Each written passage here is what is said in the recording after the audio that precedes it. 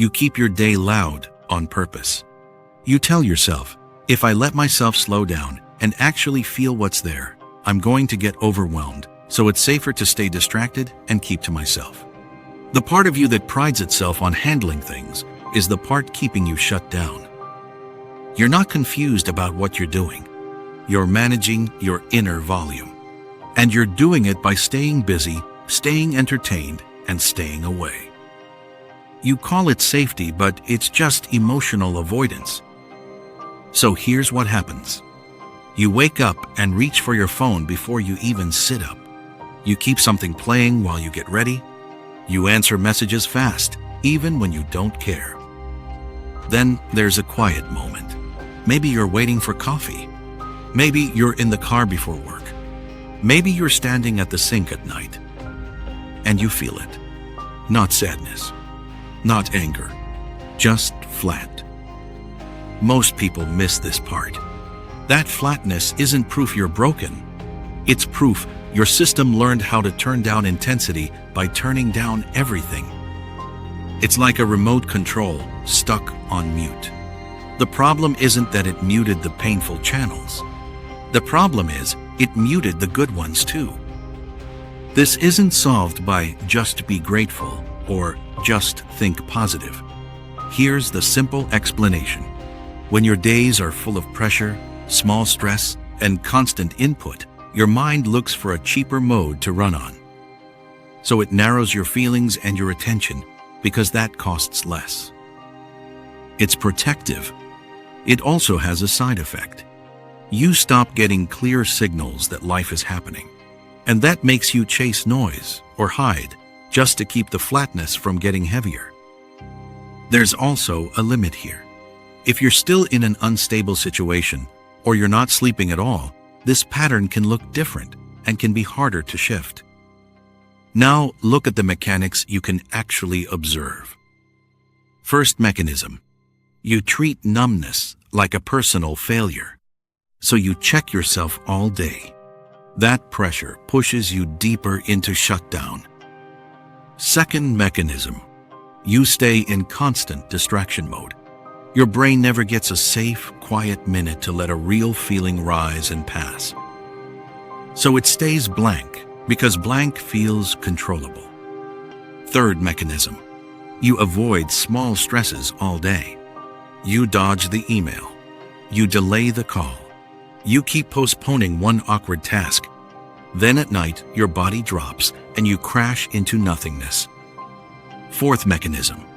You expect big feelings to return first. You wait for the spark. You wait for the rush. But numb systems usually come back online through small signals, not fireworks.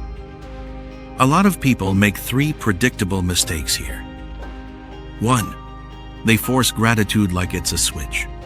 They list good things and get angry when it still feels fake.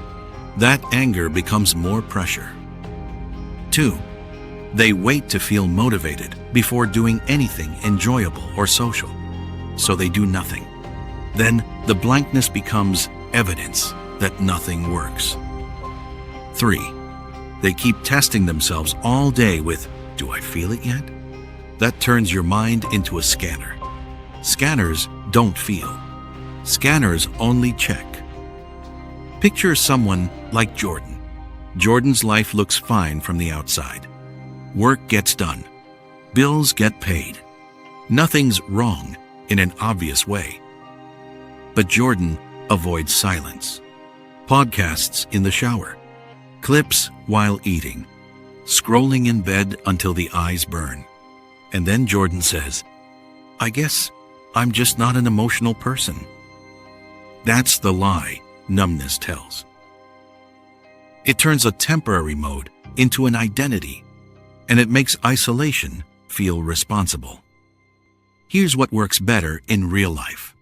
Not forcing emotion. Not digging for a breakthrough. Doing small, repeatable exits from shutdown. Step 1 is name the loop. When you notice the flatness, call it what it is. Shutdown mode. Not, "This is me," and not, "Something's wrong with me." That naming matters because it removes a layer of fear. Fear is what makes you clamp down. Naming is what makes the feeling less threatening. Step 2 is cut the thread. Find the thread you're using to stay numb. It's usually input, scrolling, snacking, busy work, or pulling away from people. Cutting the thread doesn't mean you sit there and suffer. It means you switch inputs for a minute so your system can update. You give your body one small signal that it's allowed to be present. Step 3 is reset on repeat. You don't wait for a big return of emotion. You do one small reconnect every day. You look for 1% more real, not 100% fixed. Jordan tries this and gets annoyed at first, because Jordan expects a dramatic change. But what actually happens is smaller. Jordan notices a tiny warmth during a song, a slight laugh that feels honest, a moment of interest during a conversation. That's how it starts. Small signals first, then more access, then more range. Now here are 3 micro tools. Only 3. They're simple on purpose. Micro tool 1. When you notice blankness, say shutdown mode once, quietly. Put both feet on the floor. Press your toes down for 10 seconds. Then release and notice one physical sensation, like temperature or pressure. This isn't a magic trick. It's a quick way to tell your attention, we're here. It gives your body a safe, concrete anchor. Micro tool 2. When you catch yourself scrolling for relief, set a timer for 2 minutes. When it goes off, stand up. Drink water. Look out a window for one full breath. The point isn't to punish scrolling. The point is to break the automatic trance. You stop using noise as anesthesia. Micro tool 3. When you feel detached around people, ask one simple question. Something easy like, "How has your day been?" Then keep eye contact for one full sentence while they answer. This isn't about being social. It's about giving your mind a real human signal. Numbness gets stronger in isolation, even when isolation feels safer. One boundary needs to be clear. This doesn't solve a life that's currently unsafe or actively chaotic. Now, notice what these do. They don't force feelings. They reduce the need for protection.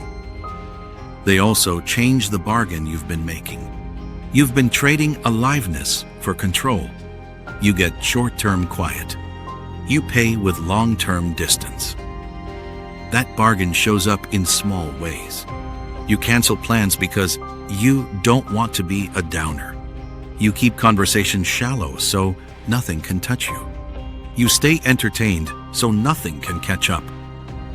And the cost is also small at first. Food tastes like nothing. Music hits less. Wins feel muted. You start saying, "I don't know what I even like anymore." Jordan notices another detail after a week. The numbness isn't gone, but it shows up later in the day, and it lifts faster after the toe press or the window reset. That's a real change. Not dramatic, not cinematic, just measurable. So when you have that thought again, the one that says, "Slowing down will swallow you," watch what it makes you do.